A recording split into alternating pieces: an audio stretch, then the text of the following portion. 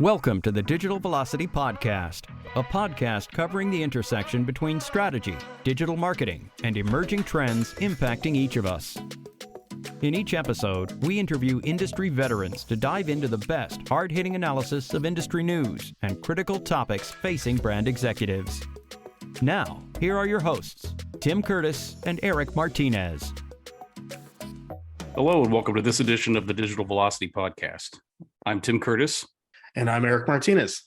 With us today is Colin Gray, the founder of the podcasthost.com, a platform dedicated to teaching you how to podcast, and also the founder of Alitu.com, the podcast maker app, one of the easiest ways for anyone to record and edit a podcast right inside the browser. Colin is a bona fide podcast and content marketing expert, and we are certainly excited to have him on the show today. Thanks, Colin, and welcome to the show. Yeah, thanks for having me on, guys. So, Colin, maybe you could just give us a brief synopsis of how you got into doing what you do. Yeah, sure. The short story is I started in education. I was a teacher at a university in Edinburgh, and I taught learning technology. So it means I taught other teachers how to teach with tech. And one of the fancy new techs at the time, this was around 2006, 2007, was podcasting. And actually, my boss said, do you want to go and check out this whole audio thing, this podcasting thing, learn how that works? So I did. I went and found out about it. I learned about it, created a show, started teaching it, and just fell in love with the medium over time. It was just the kind of mix of in-depth content, the kind of personality that comes through in audio, and just all the vast range of content you got, all that niche content, the stuff that, we all love podcasting for. So I ended up writing a lot about it, created videos around it, ran podcasts around it. And that's when I started the podcasthost.com as a site just to write about everything I was learning. And luckily enough, that kind of grew a decent audience over the years. So these days, we mainly just create content on there to teach people how to run a successful podcast. It kind of led to Alitu as well, which is our podcast maker app that kind of was designed to solve one of the biggest problems that podcasters have around taking too long and the complications around editing. Mm-hmm.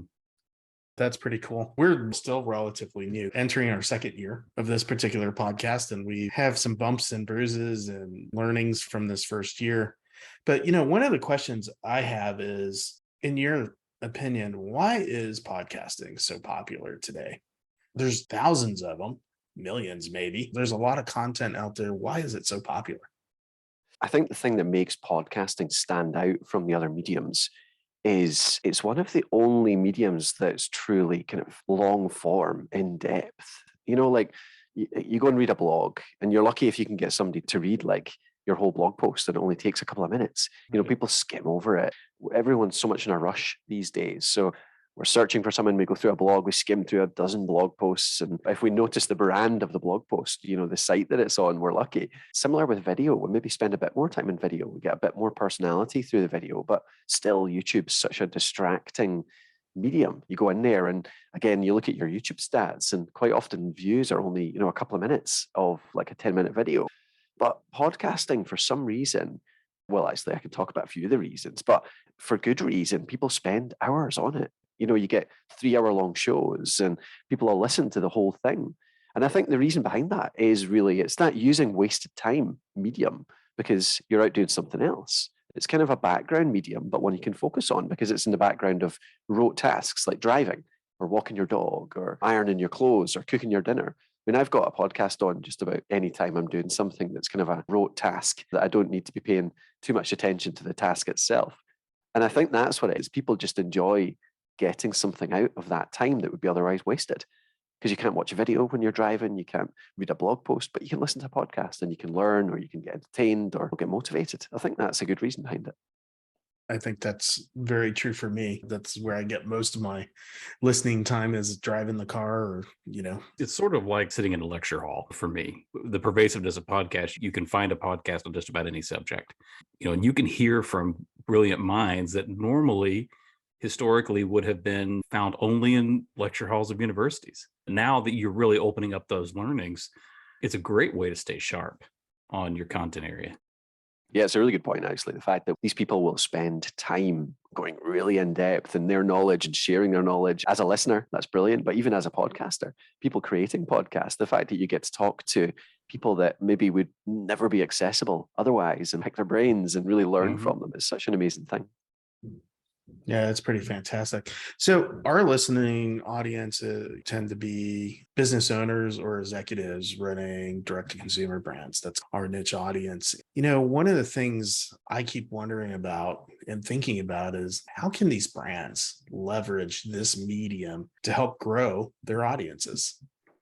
Yeah, there's so much in there. I'm sure we can dig into this over the next wee while, but the power of podcasting for a brand really is trust.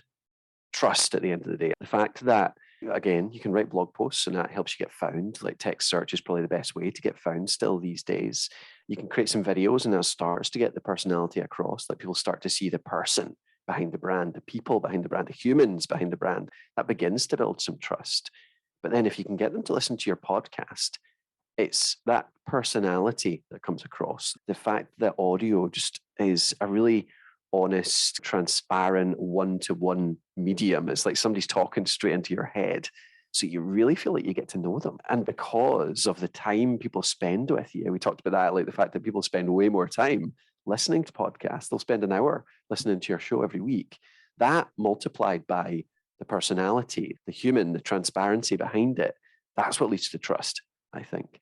So if you're a brand and you can find a topic to talk about, something to teach your audience, something to entertain them with, just some value to give them so that they listen to you, they get to know you as a person, or the people on your team, anyone on your team, just a human behind the brand, then that is what builds that trust. And as soon as they know you, the human behind it, that's when they can buy from you too. So I think that's a lot of it built into that. It's interesting you should mention that because we oftentimes have had folks on the podcast who talk about brand and the power of brand. Honestly, what it sounds like is that the podcast and that trust is really nothing more than an extension of that brand equity and extending into a completely different medium. In this case, it's the audio podcast. But again, it's that brand element comes in there because it is a trust. It's a format where it's not easy to hide in a podcast setting. There's not a lot of background noise. Boy, that's a really interesting concept. There's something really interesting I find as well about the difference between video and audio. With video, there's just the simple thing that it's much harder to create good video because you need to worry about all these other things. You need to worry about the audio plus all of the visuals and the lighting and your look and all that kind of stuff. But with audio, it's so much easier to create, and there's just not this barrier. There's not this screen in between you and the person. There's something I find that when I'm watching a video, you feel a bit separated from the person there because there's this screen in between you and you can see that they're in another place and all that kind of stuff. But when you're listening to a podcast, there's just this voice in your head. There's no separation. There's no barrier. Mm-hmm. There's something about that kind of closeness, that one-to-one, that person-to-person thing that I think just builds that relationship so much more easily and deeply. So I guess the question there, kind of the extension of that question for brands is so they can create a podcast. How do they use that podcast in a way to move the business along? So in other words, is it introducing new product? Is it highlighting a product, or is it generating new sales on a new product line? What's the key there? What do you think is the key there for brands? It's a means to an end. Yeah, for sure. Yeah, absolutely. Yeah, you can't just teach your audience and not get anything from it. But then I find that's how we do it, certainly at the podcast host. We talk about how to run a successful show. One of our shows is called Podcraft. That's the show that we run, which teaches people how to create a better podcast. And we just teach on that. We answer questions. What's the best mic I can use for this? What's good recording software? How do I get better at presenting? How do I stop hating my own voice? That kind of thing. And we mention our own content in that all the time. We mention our own products in that all the time, but it doesn't come across as an advert because we're just talking about our story. We're talking about our background. We're talking about the things we worked on that week, and it's built into the conversation.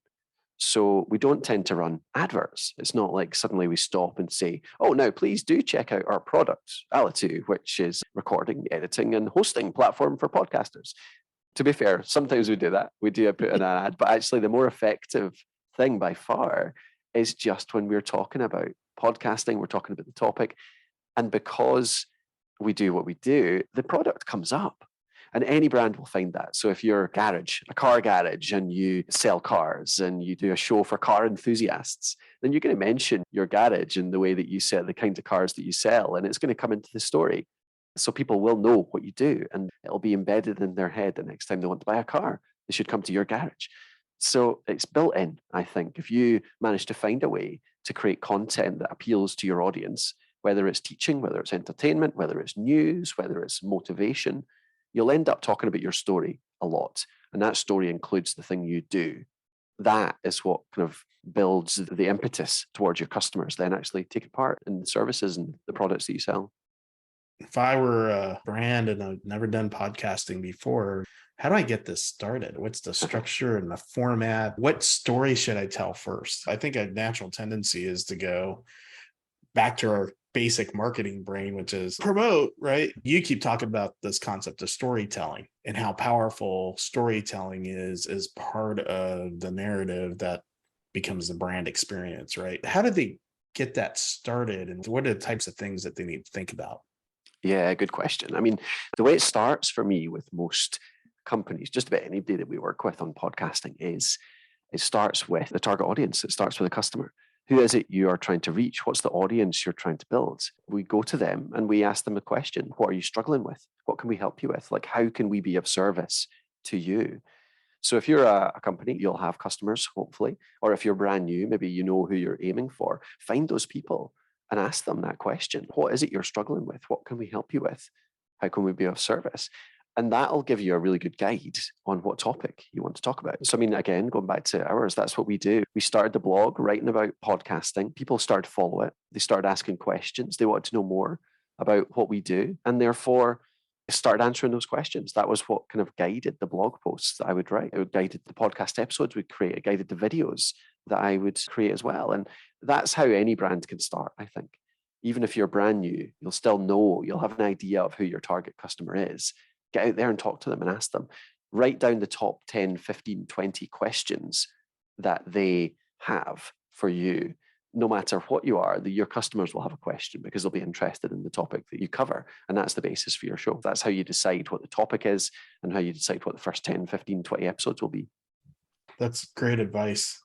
How many brands do we know that we end up telling them to start with customer service, whether they're trying to solve for new FAQs on a website or you're trying to kind of outline sort of what your show is going to be? It's a great place to start because that's where you already have a natural connection point to customers. They're asking questions. You can do a quick query in your own site content to find what people are searching for, what they're not. You can kind of build content around that. It's a great suggestion. Yeah. Yeah.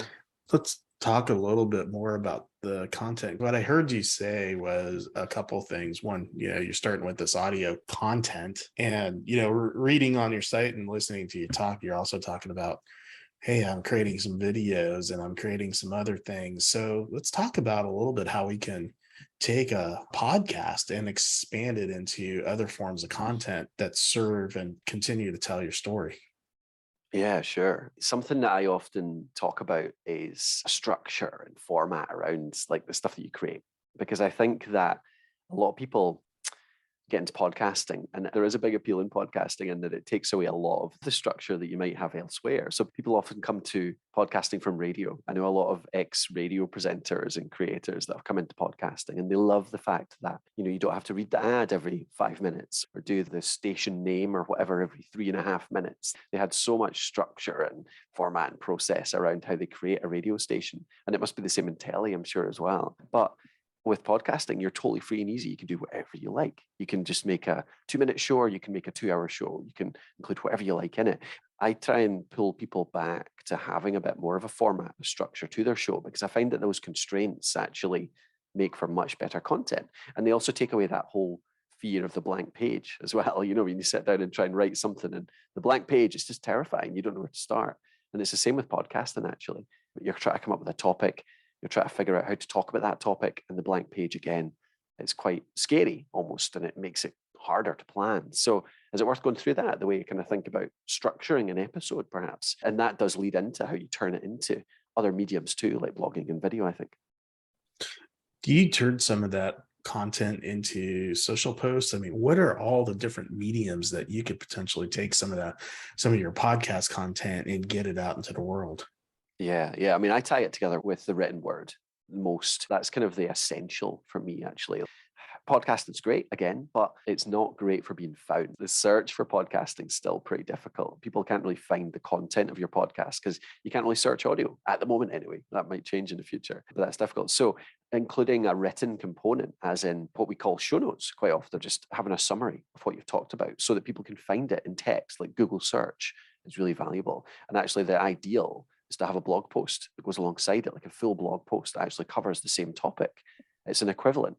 So people can find that blog post via Google search. You've written essentially the same content that you've put into the podcast, but then you can embed that podcast episode into the written word, and then people are encouraged to go and listen to the podcast episode too. I find something that works really well as well is you've got the general theory that cover the topic in the blog post, but you can encourage people to listen to the podcast episode because you'll include some stories and case studies and examples in the podcast episode. That's the extra material, the bonus material in the podcast episode. Like we know, story, case studies, all that kind of stuff works really well in audio, like telling a story about how it works or how you did it or examples of how other people have done it. So I think that pairing is the essential, text and audio. But we could go into the others like video and social too, if you like. So, what do you think the biggest barriers are to starting the podcast or even continuing the podcast? Because now I've gotten a certain number of episodes and my audience is 2 or 3 people. At least that's what my stats are showing. And now I'm feeling like, imposter syndrome starting to set in and I'm losing confidence that this is a worthwhile endeavor. What advice would you give the audience when you start hitting those struggles? Yeah, it's a good question. And everyone goes through it as well.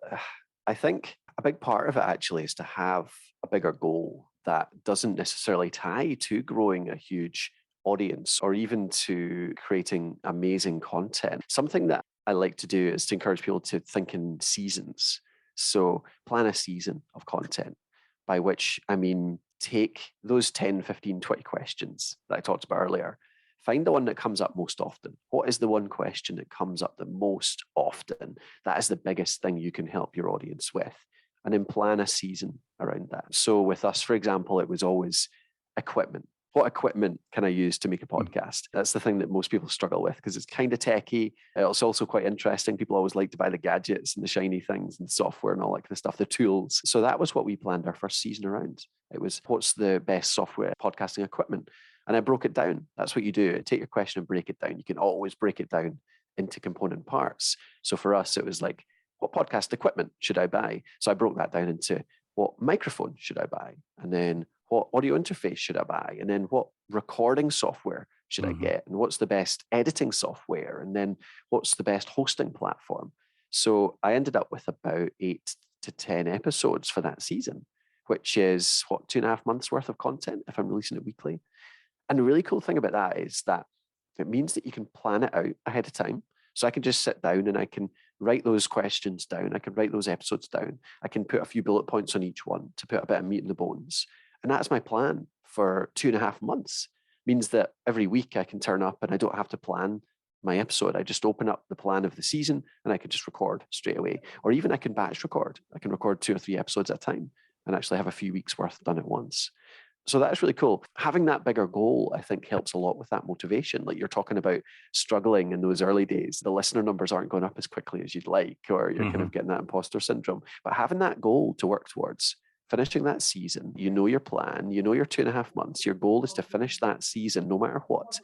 Even if you don't grow that audience very much, or you decide at the end of that season that actually this isn't for me, you still have created something really cool because that resource, that season of content will answer a big question for your audience. That'll always be there. You can always direct people to it, even if you don't add to that podcast in future. And I think that's really valuable, just having that goal, knowing that even if you don't continue the podcast, even if you don't grow a massive audience, that is going to be sitting there as a resource, as a really valuable resource for your customers, your listeners in future. I think that's really good.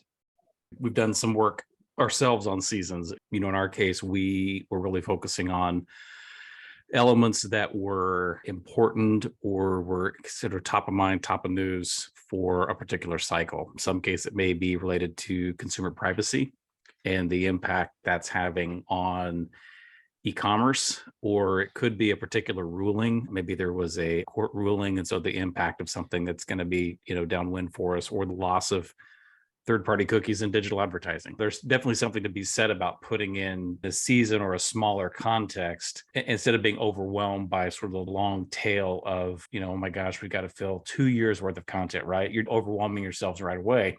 One extra element when you're talking about podcast is, and this is for those that are going to have guests on a podcast, you start to get into the challenge of finding the right guest or kind of aligning calendars. You'll lay out these plans. And if you're recording and you're able to record these, no guests, you're just producing episodes one after the other, you're not going to have those same constraints.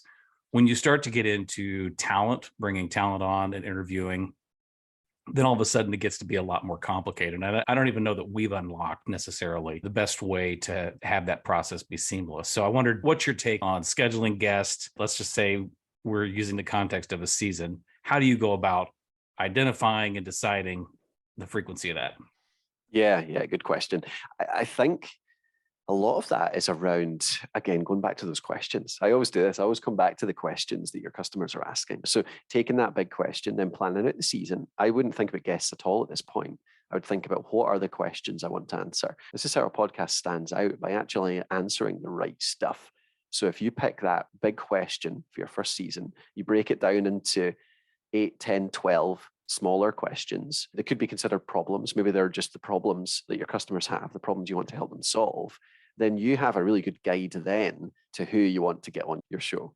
Because if you search those problems, whether it's on the web, just looking for people that are answering that on their blogs, or you're looking on YouTube, you find people that are creating videos to answer those questions, answer those problems, or social, like looking around on Twitter or whatever else, for people that are solving those problems and talking about those problems. For every one of those, you can find somebody that seems to have a unique point of view on them.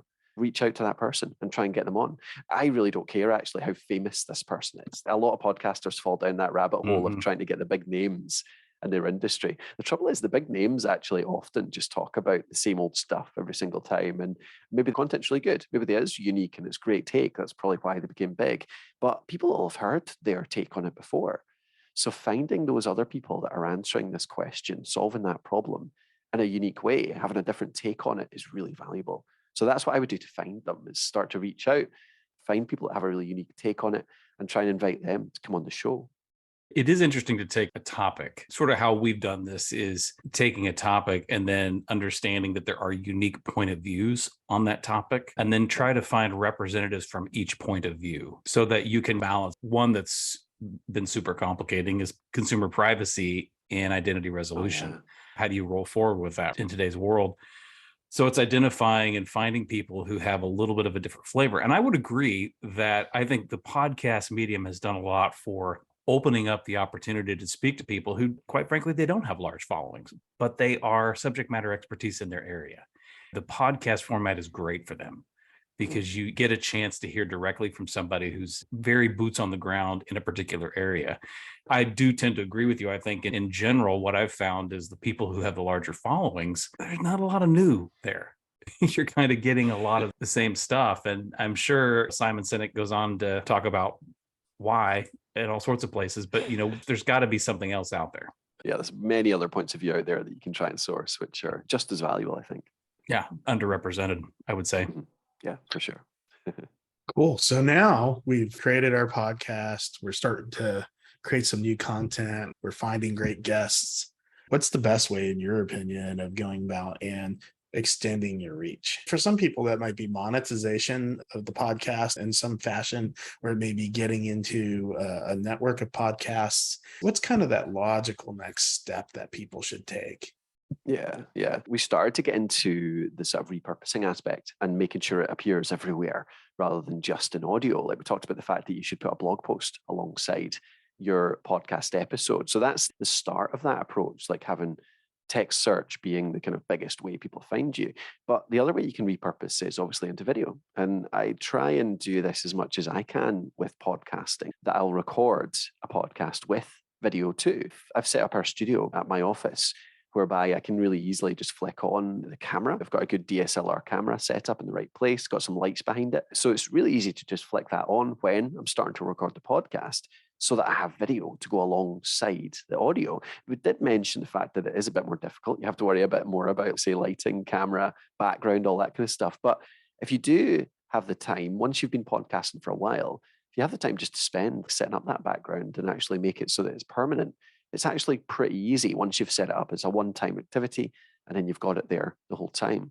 So what I do is we don't tend to repurpose the whole thing into video. So like a 45-minute or an hour-long podcast just on video, just somebody's talking head, doesn't tend to be the most engaging stuff on YouTube. What I do is I use that structure and format that I was talking about earlier. Whatever you want to do around your podcast, within your topic, you can break it down into sections. What I often do with a teaching podcast, so with Podcraft, for example, we often have 4 sections. We've got the introduction, and with an introduction, I tend to cover the whole thing. Like it's basically a summary of the topic. So talk 3-4 minutes. There's not much tease in there. It's actually just covering the whole thing, but in summary, just not going into detail in the intro. Then I'll go into the theory. That's section number 2. So theory is actually covering the topic. What does this mean? So if you take how to use Twitter to grow your podcast, I do a summary, 3-4 minutes, and then the theory is just going into detail. How would Twitter work if you were using it to promote your podcast? Then section 3 of those 4 would be the story, the case studies. Here's a story around how I used it, one tweet that worked really well for me, and a technique that worked really well for me, and maybe some other people that do it as well. Tell the story, the case studies. Section 4 is the tasks. It's the homework. I always put that into Podcraft as well. Like we tend to always ask people to go and do something. And I think that works really well as well. Like just give them a few steps. So if you want to use Twitter to podcast, then go and change your bio in the way we described it here. Go and do a tweet here with a hashtag like we described in the theory, and then let us know what you think. That's a format that I use a lot. And the reason that works well for repurposing is that I can break that down into the 4 sections. So a half-hour long show, that'll break down into a 4-minute intro, a 10-minute theory, a 10-minute stories, and a 5-minute, here's some next steps. And they all actually work. I design it this way. They all actually work on their own. So I can post those videos separately. The introduction actually at the start, because I cover the whole thing, just not in detail, it's actually like a lightning guide to using Twitter. And then the theory will be the in-depth one on using Twitter to grow your show.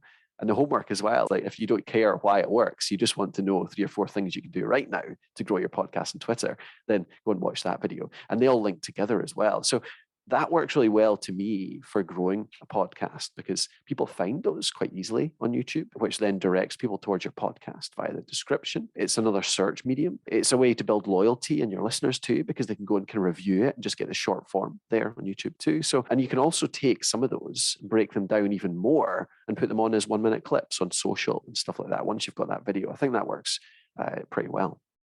I have to ask, because you've gone here, podcast promotion. Sure.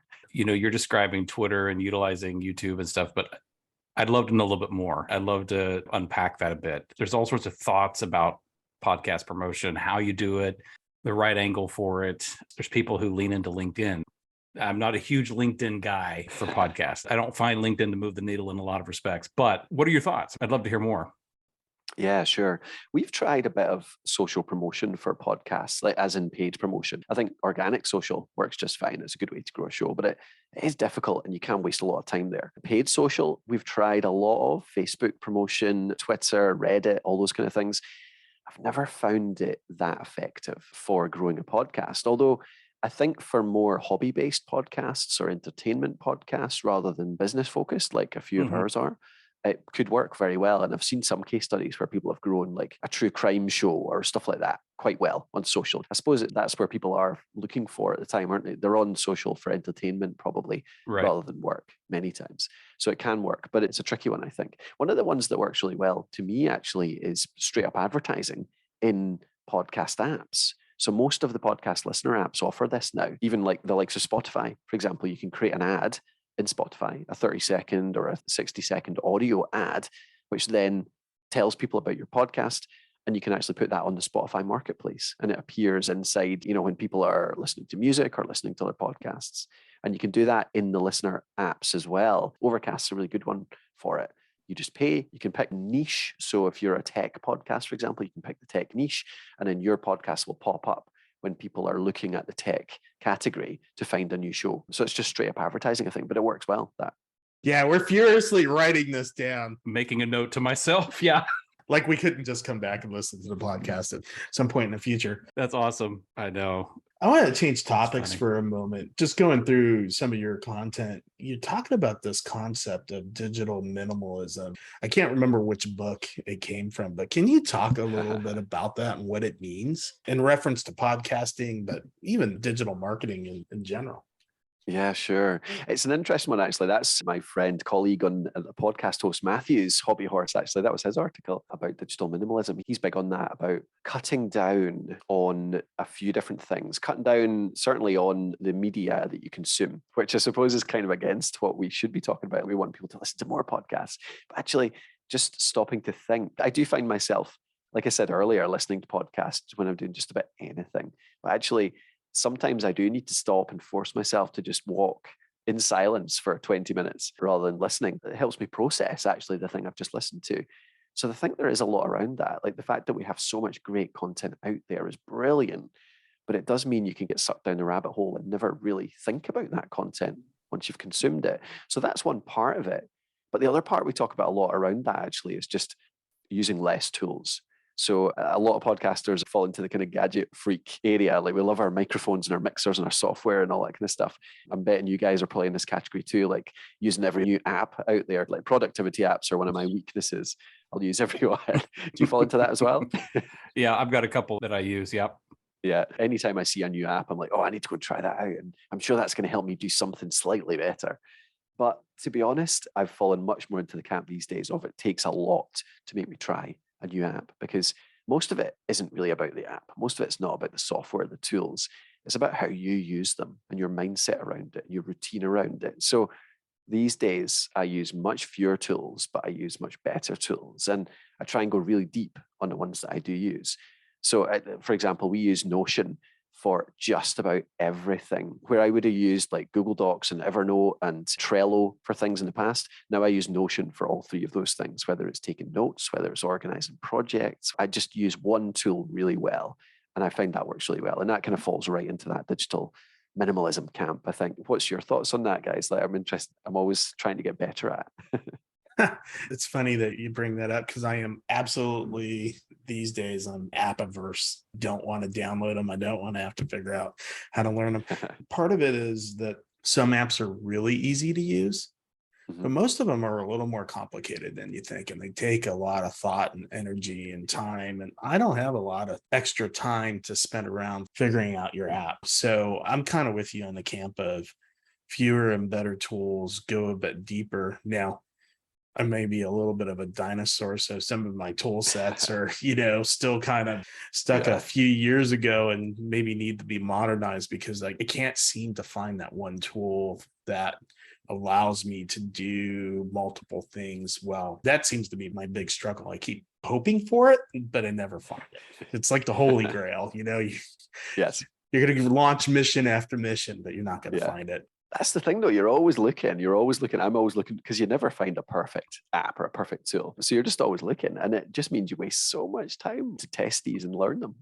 The algorithms work too. So when you show an affinity for a particular type of device, that's what you're going to be fed each time. Anytime something new comes along from an advertising perspective, you're going to get it. It's interesting. Your concept of digital minimalism is very similar to what I've always classified as digital detox.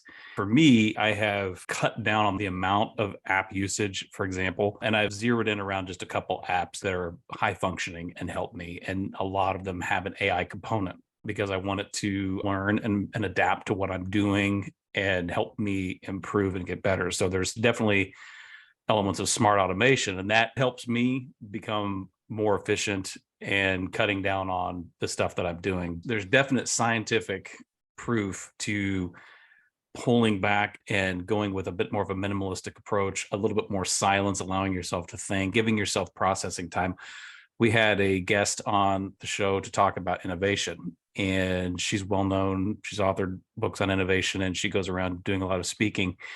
Part of her process actually is to take that detox time, if you will, and to engage in exercises where it's really just you and your brain and observing the world around you, which seems highly unproductive until you recognize that that's where the muscle memory kicks in that is helping you to improve and really snap in and recognize some of the work that you need to be doing, but you've got to allow time for your brain to process that. So whether or not we're talking about a written medium, an oral medium, or a listening medium like podcast, we've got to allow time for our own human capacity to process. That's an important part. I enjoy podcasting. I listen to a lot of podcasts, but I definitely also have that time where I'm not listening to a podcast. Yeah. Just so I can think. Yeah, and that's when the ideas come up, isn't it? You figure out actually what to do with that content. You're running it through a filter in your mind. Yeah. I keep an area where I jot down ideas, and it's important to me to capture every single one. So when that's firing, I'm filling up my idea sheet. I tend to have a bunch of ideas and I'll remember 3 of them, but 3 is better than 0. Yes, it'll be the best 3, I'm sure. Yeah, hopefully. So as we kind of move towards the end, I'm kind of curious, you listen to a lot of podcasts and the listening audience is interested in business topics. What are your favorite business podcasts that you listen to? What makes them interesting to you? Yeah, the shows that I resonate with are, go back to story actually, it's the ones that tell the story of doing something, really. There was a show that I really loved. I still like it, but it's changed a little bit in its focus over the last year or so. But it's called Build Your SaaS. So Build Your Software as a Service. It was about a pair of guys called Justin and John who run a hosting company called Transistor. So they were in our industry in podcasting and they were building a company. And they started it around the same time as us as well. So I was listening to this podcast, hearing their trials and tribulations and troubles and successes too, obviously. But it was like they talked a lot and they shared a lot of honest thoughts about the things they were struggling with and the barriers they were hitting and the things they did to overcome that. And I just found that fascinating. And I got to know them really well. And I got to know them in real life as well. I met Justin at the event I'm at just now, actually, for the first time in person, which was great. Shows like that I love, that tell a story and in an honest way as well. You feel like you're actually getting to know the people behind it.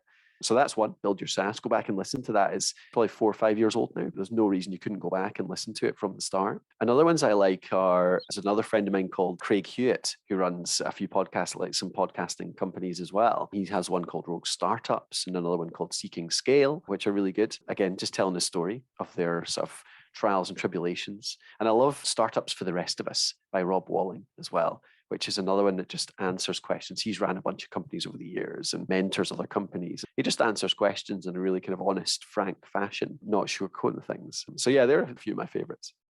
That's fantastic. You just added to my podcast listening list. I found a couple on your website that sound totally interesting too. Yeah. Like Diary of a CEO.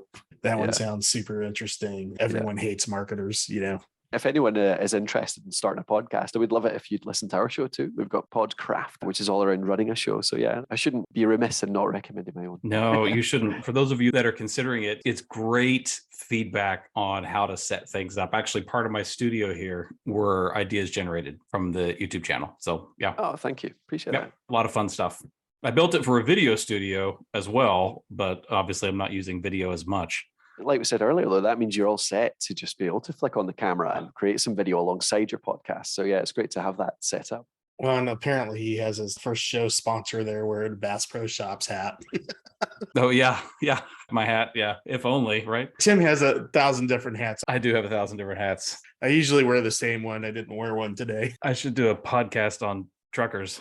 There's stranger podcasts out there. Go for it. Yeah, I'm sure there are. So Colin, as we move to kind of wrap up our discussion today, is there one thing you'd like to leave our audience with? One thought about podcasting or any other topic? Yeah, I mean, I think the biggest thing that kills podcasts, if you're interested in starting this, if you want to start creating more content, probably the biggest thing that kills them is what we were talking about earlier, is not asking your customers really what they want you to talk about. The next biggest one is overcomplicating things, whether that's down to the gear. So saying, I'm going to start a podcast, I'm going to go and buy like the best mic I can and plug it into a mixer so that there's all these settings and it will be a really good quality setup. But it means that there's just more things to learn and to break and to get a little bit wrong. So I always recommend just get yourself a decent USB mic that has no settings on it. It just works. That could be something like the Samsung Q2U is a great little USB mic, just plugs into your computer, or the Rode Podcaster, really good one too. Very simple. Once you've plugged it in, you don't have to worry about it at all. So that's one part of the simplicity. The other part is the software, like not worrying too much about all the different parts of software. Like if you can tie it all into one that's great. I'll say Alitu, that's what we built Alitu for. Just the simplest way to make a podcast, I believe. That was really our purpose behind it. Does the recording, the editing, it automates a whole bunch of it in there. There's other options out there too, if you want to use them as well. But just try and make sure that you put together a really simple routine, which means that you can get it out every single week without fail, because people just overcomplicate the process. They try and do too much too soon, and that's what kills it, really. Just do one thing at a time. Simple mic, simple software at the start. And then once you get comfortable with creating great content, once you get to be a good presenter, once you're happy with the mic and your technique and all that kind of stuff, then you can start to make more complications, because you've got the space, the mental space to do it. When you start, keep it simple and just get going. That's fantastic. Great advice. Well, Colin, if anyone wants to reach out to you, what's the best way to get in touch? Yeah, sure. We do a bit of Twitter, so that's probably the easiest way. I am the podcast host on Twitter. So just send us any questions. If there's anything we can help with in terms of advice on starting a show or anything like that, just reach out there and we can direct you to some good resources. Yeah, and I would also advise going to the website, thepodcasthost.com. Some great content there as Thank well. you. Found some real great nuggets that we will be utilizing. Well, Colin, thank you so much for coming on and talking about this very exciting and diverse medium. I think a lot of our listeners could take advantage of trying this medium and making it a successful part of their business. So we really appreciate your thoughts today. No, it's most welcome. Always happy to talk podcasting. So it's great to get the opportunity. Thanks, guys. Yep. Well, that's it for today's episode of the Digital Velocity Podcast. I'm Erik Martinez from Blue Tangerine. And I'm Tim Curtis from Cohere One. Thank you for listening. To learn more about how Blue Tangerine and Cohere One can help you generate more sales for your business, visit bluetangerine.com and cohere1.com. If you have enjoyed our show today, please tell a friend, leave us a review, and subscribe on your favorite podcast platform. Visit the digitalvelocitypodcast.com website to send us your questions and topic suggestions. Be sure to join us again on the Digital Velocity Podcast.